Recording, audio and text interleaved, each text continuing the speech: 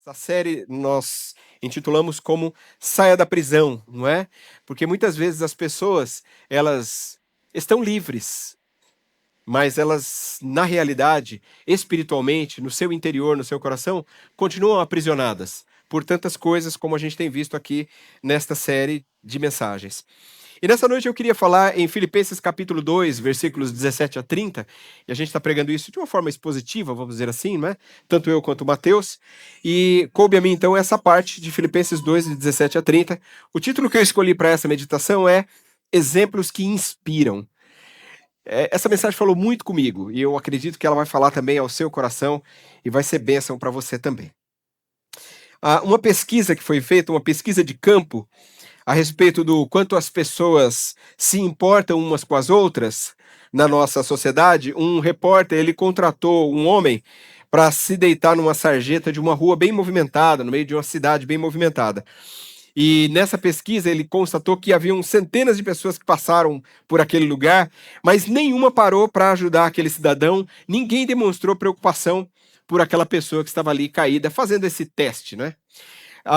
Uma outra situação, eu li uma matéria que em Nova York, dois carros colidiram, né, numa das avenidas lá, e isso causou um grave acidente. E as pessoas ao redor não se importaram em socorrer os feridos, porque eles acharam que aquilo ali se tratava da produção de uma cena de um filme de ação. Então, enquanto as pessoas olhavam aquilo, achavam extraordinário, nossa, que realismo, né?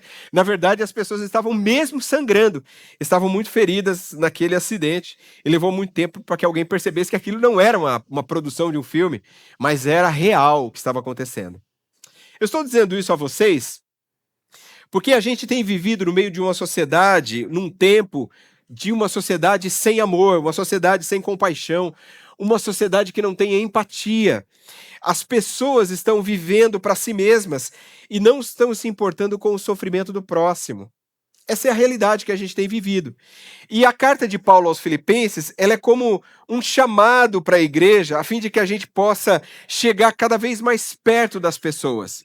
Então essa é uma maneira de a gente enxergar a carta de Filipenses. Paulo está nos ensinando a enxergar as pessoas. E nela, de um lado, a gente tem o apóstolo Paulo, não é, que está preso, sob o risco de ser condenado à morte. E de outro lado, na outra ponta, a gente tem a igreja que está orando, a igreja que se importa, que se preocupa com o apóstolo. A gente precisa lembrar que, alguns versículos atrás, que a gente já estudou, a carta ensina para a gente a respeito do segredo para que os conflitos na igreja sejam superados. Paulo ainda está caminhando nesse assunto, não é? Então, e ele vai ensinar que a maneira que os conflitos na igreja podem ser superados é quando existe submissão uns aos outros. Então, quando todos nós estamos dispostos a baixar as armas, quebrar o nosso orgulho e conversar com as pessoas, resolver os nossos problemas. Na verdade, essa é a proposta, uma das propostas da carta de Filipenses. E aí, então, aqui, Paulo continua a falar sobre a submissão. Lembra que ele falou sobre Jesus, né? Ele deu primeiro o exemplo de Jesus como modelo, que é o exemplo máximo de submissão. E aí nós falamos sobre isso num outro domingo.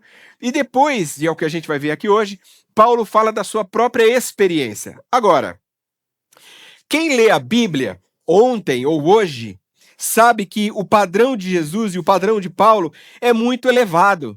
E talvez você possa dizer assim, mas Jesus e Paulo são exemplos impossíveis de serem seguidos, não é? Jesus é o Filho de Deus, não é? Perfeito, imutável, né, na sua vida. E Paulo, ele é um apóstolo escolhido que vivenciou experiências extraordinárias com Deus. O que Paulo viveu com Deus, possivelmente muitos de nós nunca viveremos. Ele, de fato, foi um apóstolo singular e teve momentos com Deus extraordinário logo de cara, né? Com a aparição, a visão que ele tem do próprio Jesus. E daí para frente, muitas coisas extraordinárias aconteceram em sua vida e por meio da sua vida. Então, por causa disso, Paulo vai explicar a dinâmica da submissão através da vida de gente comum da igreja, gente como eu e como você. E aí ele vai ensinar sobre os seus amigos, Timóteo e Epafrodito. Então, quando a gente olha para esse ensinamento, a gente percebe que o Novo Testamento, ele não apresenta para a gente, em nenhum lugar, qualquer atributo extraordinário do ponto de vista do mundo cristão, vamos dizer assim, né? Mundo evangélico de hoje, nenhum atributo da visão das pessoas de hoje na vida desses dois homens. Não tem. E a gente vai entender isso. Porque esses homens não operaram milagres e sinais, eles não fizeram grandes pregações como Paulo, não curaram como Jesus, nem como João, não é? Como Pedro também fizeram. Esses dois homens sequer foram discípulos ou apóstolos de Jesus. Não foram. Eles eram membros da igreja. Mas é por meio de vidas como essas que a gente pode aprender sobre o quanto a comunhão da igreja fortalece a nossa vida, quando entre nós existem irmãos dispostos a servir ao reino de Deus de forma dedicada e altruísta. Então aqui a gente vai aprender que você não precisa ser o cara, né? Você não precisa ser o expert. Você só precisa ter um coração dedicado à obra de Deus. Nós carecemos de pessoas assim. Hoje pela manhã, eu pregando, eu comentei que eu falei no meio da semana na reunião dos pastores, e aí eu estava dizendo para eles o seguinte, né, usando esse mesmo texto, eu disse a eles o seguinte: como é importante para nós, pastores, quando temos pessoas que caminham ao nosso lado, que nos ajudam, que nos apoiam realmente, nos auxiliam no ministério, trabalham, usam os seus dons e talentos para ajudar o ministério do pastor. Eu até brinquei, né? Falei que aquelas pessoas que são o braço direito do pastor. No meu caso, não, eu sou canhoto, então vocês precisam ser o meu braço esquerdo. Ou sejam o direito, né? Como o esquerdo eu sou melhor com ele, então vocês sejam o direito para me ajudar. Mas brincadeiras à parte, na verdade, todos os pastores precisam de pessoas assim. A igreja precisa de gente assim e o mundo precisa de pessoas assim também. Então eu gostaria de mostrar para você agora, a partir da vida desses três homens, Paulo, Timóteo e Epafrodito, ensinamentos para a nossa vida como igreja e como servos de Jesus. Quero falar um pouco sobre Paulo primeiro, porque com Paulo aprendemos sobre o contentamento e firmeza acima das circunstâncias. Vejam o que dizem os versículos 17 e 18.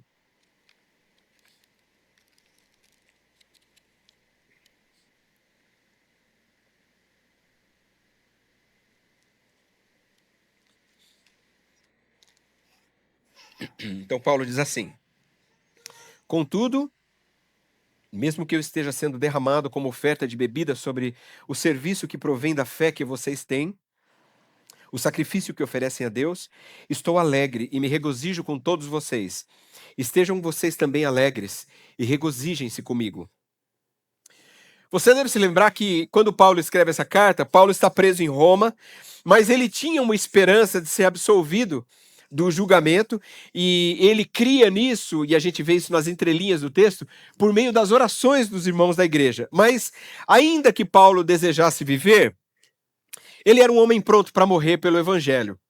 Então Paulo, ele tinha a plena consciência de que não eram aqueles homens maus que estavam o aprisionando, que tinham o controle sobre a sua vida, mas a providência divina que se operava sobre ele. Isso é muito importante para nós? Sim, com certeza. Por quê? Porque um dos maiores problemas diante das crises que nós enfrentamos são os nossos questionamentos com Deus. Então, muitas vezes não conseguimos refletir de que Deus está trabalhando no processo. Então, eu venho já há algum tempo dizendo aqui que nós temos uma tendência, e a carta de Filipenses nos ajuda a entender isso um pouco melhor, mudar a nossa maneira de pensar. Nós temos uma tendência de olhar o nosso problema hoje e olhar lá na frente na redenção, na resolução do nosso problema. Não é? Então hoje você está com um problema e aí você pensa lá na frente dizendo assim: quando tudo se resolver, então vai ficar ótimo. E aí nós perdemos a oportunidade de crescer em meio ao processo.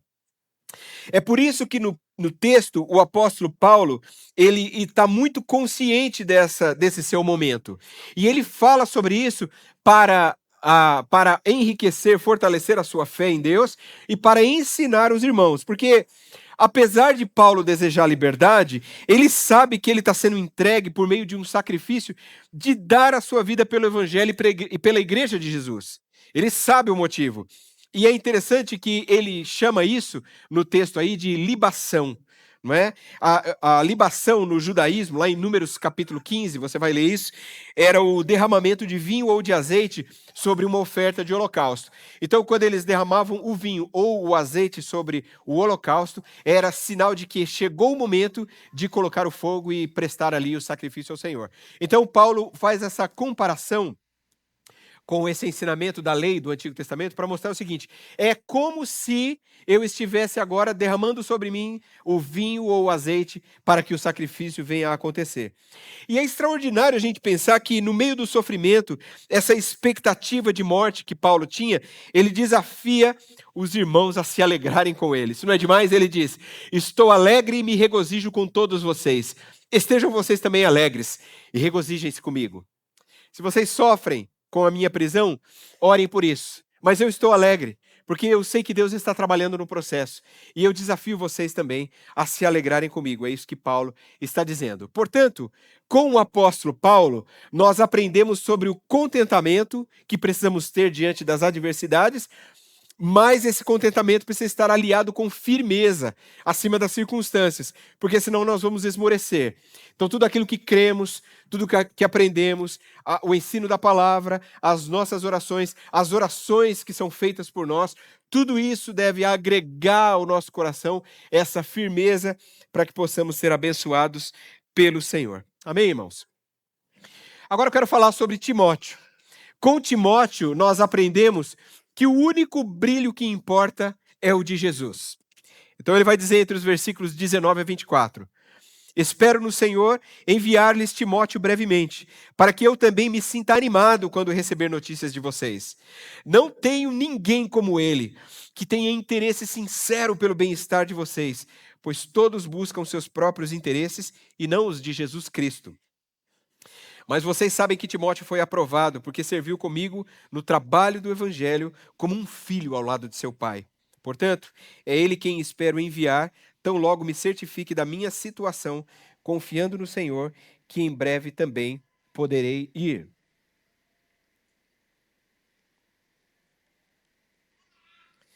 Então, o Novo Testamento apresenta para a gente aqui Timóteo contando, que a sua mãe, Eunice e a sua avó Lóide eram judias cristãs e o seu pai era grego. Evidentemente não nesse texto, mas nós temos essa referência bíblica a respeito de quem era Timóteo. E é interessante que a Bíblia conta o nome de sua mãe e de sua avó, porque vai dizer que desde criança ele aprendeu a palavra de Deus por meio da boca da sua mãe e da sua avó. Só que Timóteo tinha um pai grego e, ao que percebemos na leitura bíblica, o seu pai não era um homem convertido ao cristianismo. Nesse contexto, Paulo tinha Timóteo como um filho na fé e o seu grande cooperador na pregação do evangelho. É muito provável que Timóteo tenha sido um jovem pastor naquela época para a igreja. E aí Paulo elogia Timóteo de formas carinhosas, de forma animadora para aquela igreja. Ele diz assim, veja no texto: não tenho ninguém como ele que tenha interesse sincero pelo bem-estar de vocês. Como precisamos de pessoas assim em nossas igrejas? Como precisamos? Gente que não busca riqueza e nem promoção pessoal. Pessoas que servem a Deus por amor e não para receber algum tipo de vantagem. O seu alvo é cuidar dos interesses de Deus por meio da igreja. A pergunta que eu faço a você é: meu irmão, você se preocupa com os seus irmãos em Cristo? Você serve as pessoas? Existe um pregador que diz que o melhor caminho para ser feliz é fazer os outros felizes. Essa fala não foi ele que criou, mas é muito aplicável também ao contexto da vida em igreja.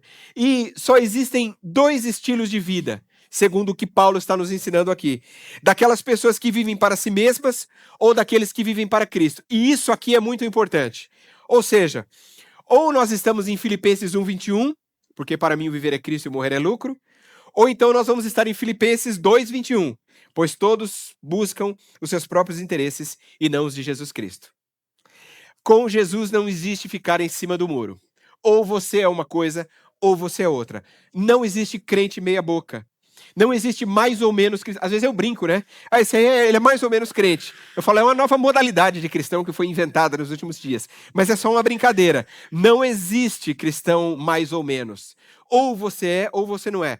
ou você está colocando o Senhor em primeiro lugar na sua vida, ou as outras coisas estão em primeiro lugar na sua vida. É muito fácil colocarmos outras coisas em primeiro lugar na nossa vida. Você pode, por exemplo, colocar a sua própria reputação em primeiro lugar, porque você acha que você ter uma boa reputação isso é tão importante que, acredite, por vezes isso toma até o lugar de Deus. Não, porque eu sou uma pessoa honesta, correta, devolvo o troco certinho, não é? Faço todos os recolhimentos de imposto, não traio a minha família, cuido bem, trabalho dignamente e tal. Não que essas coisas sejam erradas, mas essas coisas podem fazer com que nós achamos que isso é a prioridade da nossa vida. Você pode colocar os seus prazeres em primeiro lugar. Você pode colocar até a sua família em primeiro lugar. Família é importante? Meu Deus, muito. Mas às vezes nós colocamos a nossa família em primeiro lugar, adiante de Deus. Então, às vezes o seu plano, o seu sucesso ou qualquer outra coisa. No entanto, se você fizer isso, todas essas coisas ficarão distorcidas na sua vida, porque você nunca será plenamente satisfeito. Você nunca terá tudo que você quer, a sua família nunca será tão boa quanto deveria ser, o seu filho nunca vai ser tão obediente quanto você gostaria, o seu casamento nunca vai ser tão bom quanto você queria que ele fosse, o seu desenvolvimento no seu trabalho, sempre você vai ter alguma insatisfação. Por quê? Porque nós não estamos colocando Deus em primeiro lugar. A nossa visão se distorce. Acredite, todas essas coisas um dia perderão sentido e você pode perder a maior de todas as bênçãos da sua vida, que é entregar a sua vida para servir a Jesus. Você precisa fazer como fez Timóteo. Coloca Cristo em primeiro lugar e as outras coisas se estabelecerão naturalmente. Isso aqui não é palavra de autoajuda. Isso aqui é palavra do alto. Isso aqui não é uma palavra minha. Não foram as palavras de Jesus em Mateus 6,33? Ponham em primeiro lugar na sua vida o reino de Deus e aquilo que Deus quer, e Ele lhes dará todas essas coisas. Então diz assim, descansa. Coloque-me em primeiro lugar na sua vida e eu vou ajudar você a você alcançar. Deus não está dizendo que a gente não pode sonhar, que a gente não pode conquistar. Ele só está dizendo que nós precisamos colocá-lo em primeiro lugar. Além de tudo isso, Timóteo ainda era um homem de caráter aprovado. Porque Paulo diz aí no texto, você vê, ele diz, foi aprovado porque serviu comigo no trabalho do evangelho como um filho ao lado de seu pai. Irmãos, eu acho isso aqui extraordinário. Eu fiquei pensando na beleza dessa expressão e como um bom filho procura humildemente ouvir, respeitar, imitar o seu pai. Então, não é assim? O que se espera de um filho? O que se espera de um filho? Um bom filho?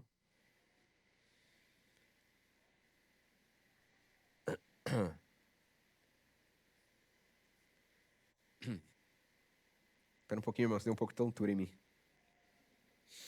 O que se espera de um filho?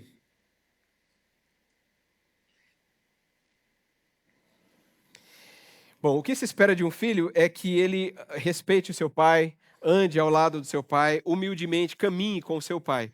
Imite o seu pai, olhe para ele e faça aquilo que ele faz. E isso é o que nós, como pais, esperamos dos nossos filhos. Não é verdade? E eu vejo isso em Paulo aqui, desculpa, em Timóteo em relação a Paulo. Ele vê Paulo como um pai e ele imita a Timóteo. É assim que ele fazia. E é assim que eu e você também precisamos fazer. Hoje a gente vive numa sociedade que está carente de postura, que está carente de caráter. E é lamentável também que muitos líderes religiosos que são grandes na fama sejam minúsculos no caráter. Essa é a verdade. A verdade é que a gente vive hoje uma crise de integridade na igreja evangélica brasileira. Todos os dias nós vemos escândalos acontecendo nas igrejas, especialmente de líderes cristãos. A gente precisa urgentemente de homens e mulheres íntegros e aprovados que sejam modelo do rebanho de Jesus Cristo. Então, por meio da vida de Timóteo, a gente aprende que o único que deve sempre brilhar é Jesus. Então, eu não sei quem viu há algum tempo uma entrevista feita naquele programa Entrevista com Bial. Foi um pastor da igreja presbiteriana lá em Alphaville, na área de Barueri, em São Paulo, na região de Barueri, Osasco, em São Paulo.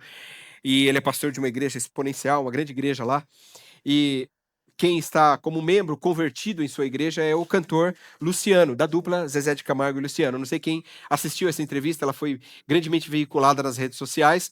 E aí, então, na entrevista, o Pedro Bial perguntou ao pastor como que ele conseguia manter na sua igreja um artista tão famoso, de tanta expressão nacional, sem holofotes, sem notoriedade, né? Talvez você não goste, mas isso não anula o fato de que ele é um cantor muito famoso, muito rico.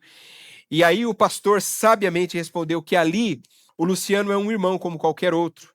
Obviamente que ele entende, o pastor disse, ele entende o talento, a fama alcançada por ele como cantor da música sertaneja, mas o pastor disse, mas ali a única estrela, o único que brilha e deve ser exaltado é o Senhor Jesus. Amém? Eu achei lindo, irmãos, eu achei maravilhoso. Graças a Deus por existirem pastores assim ainda, não é? Que vão à televisão, vão às redes sociais, enfim, vão no YouTube, e nós vemos entrevistas como essa, onde o nome de Jesus é exaltado, sem gritar, sem esbravejar, sem xingar ninguém, calmamente dizer, só o nome de Jesus é louvado na nossa igreja. Quando pessoas se engrandecem demais, elas são como árvores sem raiz, com seus galhos espalhados por todos os lados. Imagina uma árvore que cresce sem raiz e os galhos se espalham, e aí como as raízes não são profundas, o que vai acontecer? Essa árvore vai tombar. Então, nós aprendemos com Timóteo que o único brilho que importa é o brilho de Jesus. Amém? A terceira pessoa aqui da nossa história é Epafrodito. E com Epafrodito nós aprendemos que Deus usa gente de carne e osso para cumprir os seus propósitos. Olha o que é que diz o texto aí a partir do versículo 25. Contudo, penso que será necessário enviar-lhes de volta Epafrodito, meu irmão, cooperador e companheiro de lutas, mensageiro que vocês enviaram para atender às minhas necessidades. Pois ele tem saudade de todos vocês e está angustiado porque ficaram sabendo que ele esteve doente. De fato, ficou doente e quase morreu. Mas Deus teve misericórdia dele, e não somente dele, mas também de mim, para que eu não tivesse tristeza sobre tristeza. Por isso, logo o enviarei, para que quando o virem novamente, fiquem alegres e eu tenha menos tristeza. E peço que vocês o recebam no Senhor com grande alegria e honrem a homens como este, porque ele quase morreu por amor à causa de Cristo, arriscando a vida para suprir a ajuda que vocês não me podiam dar. Paulo era hebreu, Timóteo era meio hebreu e meio gentio, e Epafrodito era inteiramente gentio, ou seja, não judeu. E ele era membro da igreja de Filipos, e ele arriscou a sua vida, arriscou a sua saúde para levar uma oferta de amor ao apóstolo Paulo, que estava preso em Roma. Essa é a sua história e a sua relação, da qual Paulo está citando aqui, que eles tiveram. É interessante que o nome Epafrodito significa agradável ou amável. E não é interessante que esse nome é horrível na nossa língua, né, Epafrodito, mas quando você entende que o nome significa agradável ou amável, o nome não fica até mais bonito? Não precisa colocar no seu filho, tá bom? Mas fica até bonito. Mas esses adjetivos combinam demais com o caráter deste homem. Porque quando a notícia de que Paulo era prisioneiro chegou lá em Filipos, esse Epafrodito ele se ofereceu voluntariamente para fazer essa viagem longa, essa viagem perigosa para Roma, para ficar ao lado de Paulo e levar ajuda para ele. Então a gente tem que entender o contexto de que não era uma viagem fácil e de que ele corria perigos ao encontrar-se com Paulo preso. Então ele leva a oferta e ele protege a oferta com a sua própria vida, dignidade, coragem, amor. Não é à toa que Paulo o chama aí no texto de cooperador e companheiro de lutas. Mas, apesar de ser um cristão valoroso, um cristão destemido, Epafrodito é um homem feito de carne e osso, como qualquer um de nós. Porque Paulo diz no texto, ele tem saudade de todos vocês e está angustiado, olha, sentimentos humanos, emoções, porque ficaram sabendo que ele esteve doente. De fato, ficou doente e quase morreu. E peço que vocês o recebam no Senhor com grande alegria e honrem a homens como este, porque ele quase morreu por amor à causa de Cristo, arriscando a vida para suprir a ajuda que vocês não me podiam dar. Eis aqui diante de nós um dos temas mais controversos da igreja, a enfermidade. Porque algumas pessoas dizem por aí que crente não fica doente, não é? Outros dizem que hoje não existem mais curas vindas de Deus por meio de milagres. E outros ainda afirmam que toda doença é do diabo, não é? Mas eu posso afirmar a vocês, biblicamente, e não precisa nem ir além, só esse texto já nos basta, que todas essas posições, biblicamente, estão erradas. Paulo, ele não disse que Epafrodito ficou doente porque isso era um ataque de Satanás. Não é isso que está escrito no texto. Ele está aí para você ver. Ou porque ele estava em pecado. Não é. Não é? Se fosse por isso, seria um problema, né? Se a gente fosse morrer por causa do nosso pecado, eu acho que não tinha chegado nem nos 20 anos de idade. Olha se chegasse, né? Então, nesse momento mesmo, já não estou muito bom. Então, já seria um problemão, né? E nem porque ele tinha uma fé fraca. Aliás, isso ele não tinha mesmo, não é? Pelas ações que ele tomou aqui. O fato é que, segundo as palavras de Paulo, a doença de Epafrodito quase o levou à morte. Agora, a gente precisa entender de uma vez por todas que o fato de sermos cristãos não nos isentará do sofrimento de maneira alguma, das angústias e nem das doenças dessa vida, sejam elas quais forem. A questão é que Deus dá pra gente força e entendimento para suportar esse momento. E nós precisamos nos apropriar disso. Então, é nisso que a gente deve estar firmado. Mas existe uma outra coisa importante aqui sobre enfermidade. A gente precisa falar sobre isso. Está no versículo 27, quando ele diz: de fato ficou doente e quase morreu, mas Deus teve misericórdia dele, mas também de mim, para que eu não tivesse tristeza sobre tristeza. Isso aqui é muito interessante, porque a cura de Epafrodito foi um ato da misericórdia de Deus. E aí a gente pode ir para aquele outro texto que vai dizer assim: eu terei misericórdia de quem eu quiser ter misericórdia, não é? Então aqui não há qualquer, e aí você precisa entender isso, aqui não há qualquer palavra de Paulo acerca da cura pela fé. Não há. Embora certamente Paulo e os irmãos da igreja oraram pelo restabelecimento, porque o texto diz que o Epafrodito estava angustiado para avisar os irmãos que agora ele estava bom. Talvez os irmãos ainda estivessem orando pelo restabelecimento dele, enquanto ele já tinha sido curado. Então a angústia do seu coração era avisar os irmãos. Não havia o WhatsApp para mandar a notícia rapidinho para aqueles irmãos. Então ele está angustiado por isso. Irmãos, em última análise, toda cura é divina. Toda cura é divina. Eu gosto da fala do Hernandes Dias Lopes quando ele diz que Deus cura por intermédio dos meios, sem os meios e apesar dos meios. É claro que Deus pode fazer todas essas coisas, mas a gente precisa compreender num texto como esse que não há qualquer ação, não é? Não há nenhuma mão levantada, não há nenhuma imposição de mãos, não há nenhuma palavra determinando a cura, não existe nada disso. E aí os irmãos estão fazendo o quê? Orando. Orando para que aquele irmão fosse curado. Pela misericórdia de Deus. Essa é a única resposta que a gente tem para esse texto. Pela misericórdia de Deus, Epafrodito é curado. E aí, finalmente, Paulo apela para o coração da igreja que receba o Epafrodito com honra. Não porque ele era um crente nota 10, e aí a gente complementa essa ideia, mas porque ele se dedicava no amor a Deus, servindo as pessoas. É nesse sentido, né, que Paulo, no outro texto, lá em 1 Tessalonicenses 5, 12 e 13, ele fala assim: agora lhes pedimos, irmãos, que tenham consideração para com os que se esforçam no trabalho entre vocês, que os lideram no Senhor e os aconselham. Tenham-nos na mais alta estima, com amor, por causa do trabalho deles. Vivam em paz uns com os outros. Para quem gosta de anotar, eu não coloquei o texto aí, 1 Tessalonicenses 5, versículos 12 e 13. Então veja que Paulo, num outro texto, já havia apontado a respeito de honrar os irmãos que lideram na igreja de Jesus Cristo. Amém? Amém? Agora, veja só que interessante. Eu quero caminhar para a minha conclusão, dando 3 apontamentos para você, mas eu queria dizer uma coisa que talvez a gente não percebe nesse texto e que eu acho que é, para falar numa linguagem muito simples, a cereja do bolo desse texto. Eu acho que é aqui que nós vamos aprender algo extraordinário. Sabe o que é? Que a igreja de Filipos é a central de São José. A igreja de Filipos é igualzinha à nossa igreja. O que está acontecendo aqui é o cotidiano da igreja. Eu não sei se você consegue compreender isso, mas nós temos Paulo, que está preso, nós temos Timóteo, que vai para ajudá-lo e caminhar ao seu lado, ser um apoiador do seu ministério, e nós temos Epafrodito, que vai levar um donativo da igreja, e na outra ponta a gente tem a igreja de Filipos, que está orando pelo apóstolo, orando por Epafrodito e orando por Timóteo também. O que eu entendo nesse texto?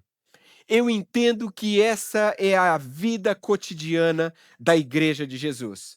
É maravilhoso pensar que a Bíblia destina um texto para mostrar a vida comum da igreja.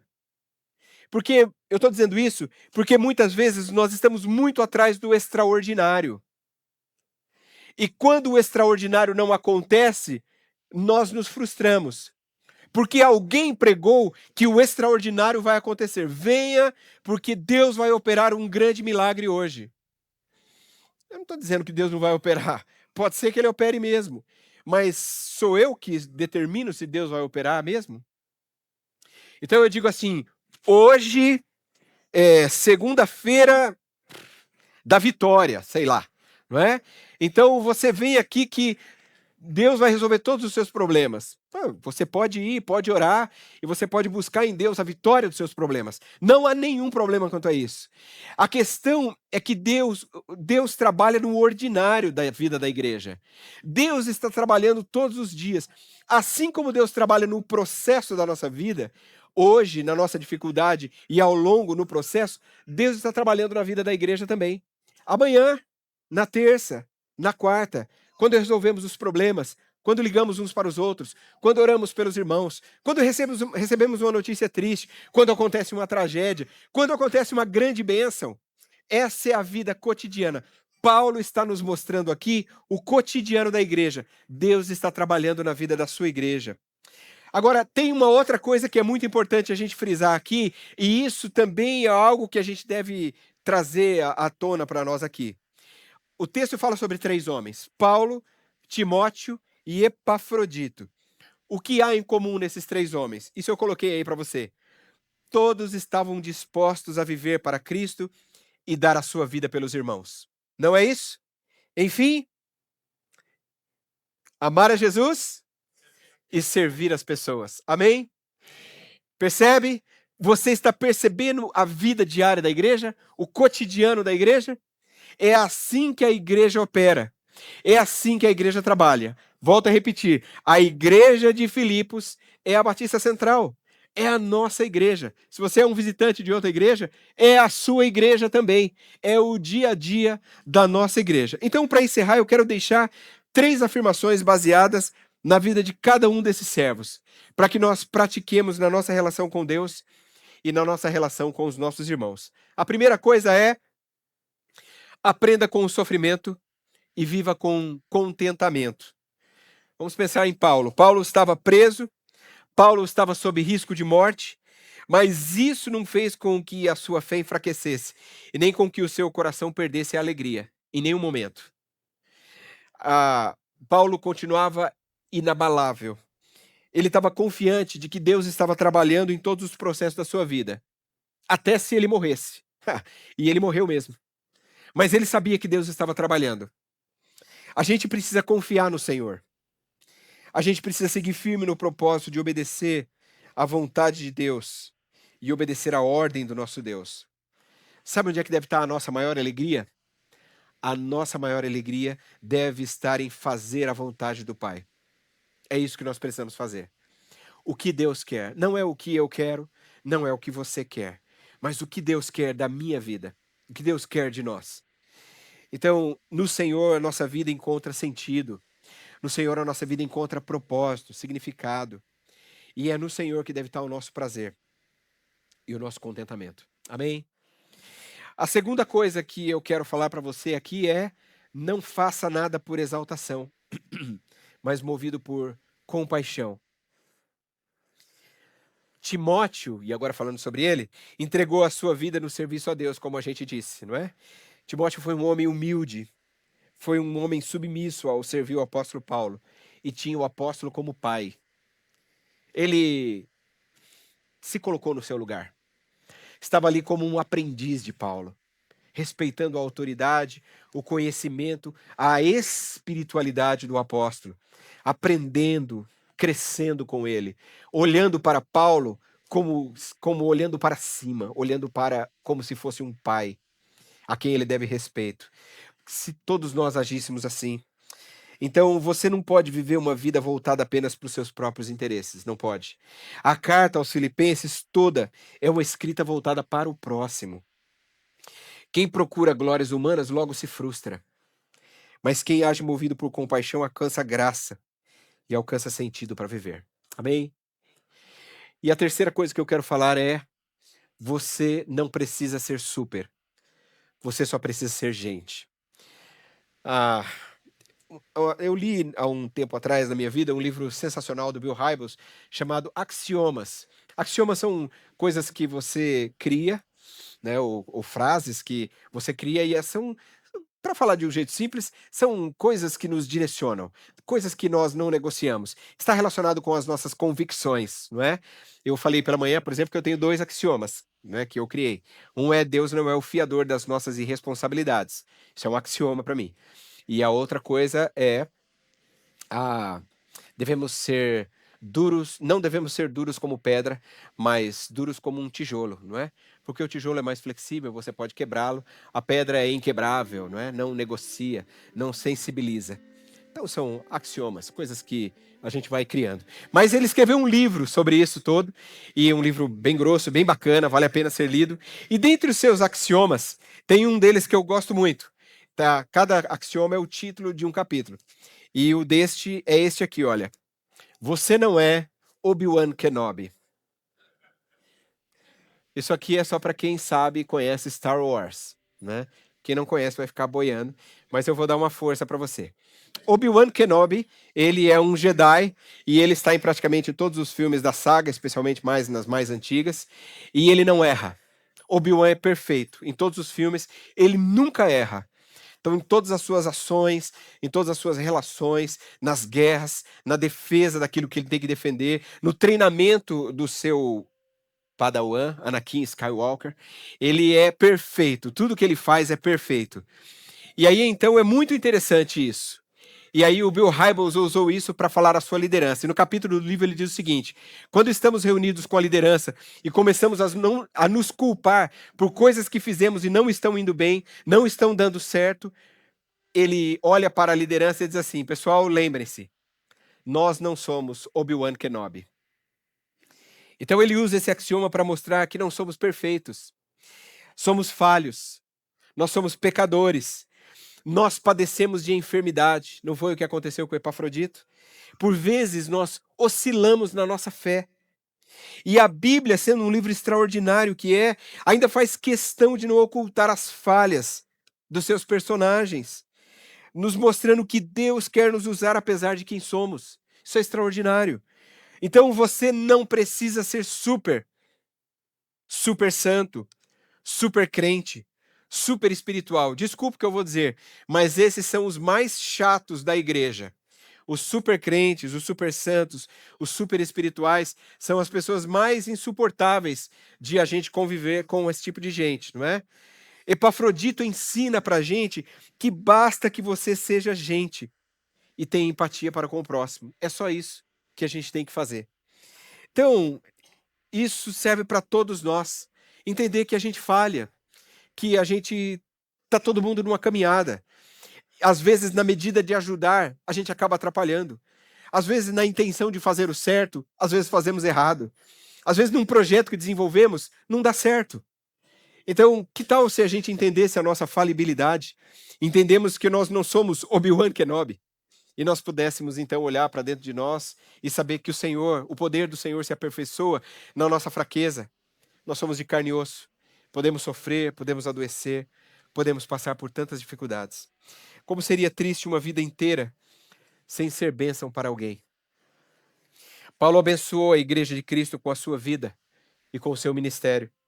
Timóteo abençoou pessoas com o seu coração generoso e humilde.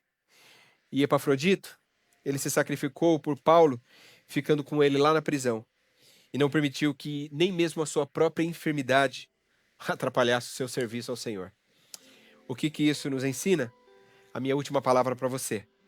A vida alegre e cheia de significado é a vida de serviço e sacrifício a Deus e de submissão às pessoas.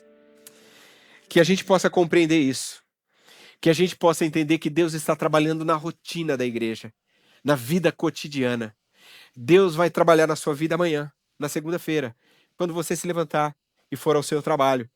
Deus vai trabalhar na sua vida quando você voltar no final do dia para casa.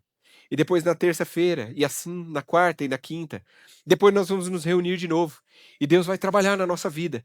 Deus está fazendo algo em nós. Muitas vezes, volto a dizer, estamos muito atrás do extraordinário. E aí, quando o extraordinário não acontece, porque às vezes ele não acontece, pelo menos não na nossa ótica, a gente se frustra. Mas quando entendemos que Deus está trabalhando na nossa vida todos os dias, nós entendemos que Deus está nos ensinando algo a cada dia, a nossa vida com o Senhor começa a ser afinada, a gente se aproxima de Deus, e então tudo começa a ganhar um novo significado. É muito fácil entender isso. Quais são as melhores lembranças que você tem da sua família? Quando você ganhou algum dinheiro bom? Quando você ganhou aquele presente super caro? Não é. A melhor lembrança que tenho é um dia sentado num banco de uma praça conversando com o meu pai, por exemplo. Assunto qualquer, não é? Um passeio com a família num lugar. Não envolvia dinheiro, não envolvia nada. Não é assim com você também? Quais são as coisas que mais significam pra gente? A presença. Então é isso que o Senhor está nos chamando para viver. Amar a igreja, amar os irmãos, servir a comunidade, nos relacionarmos, submissão uns aos outros, um se submetendo ao outro. Com isso, certamente, construiremos a igreja que agrada o coração do nosso Deus. Amém?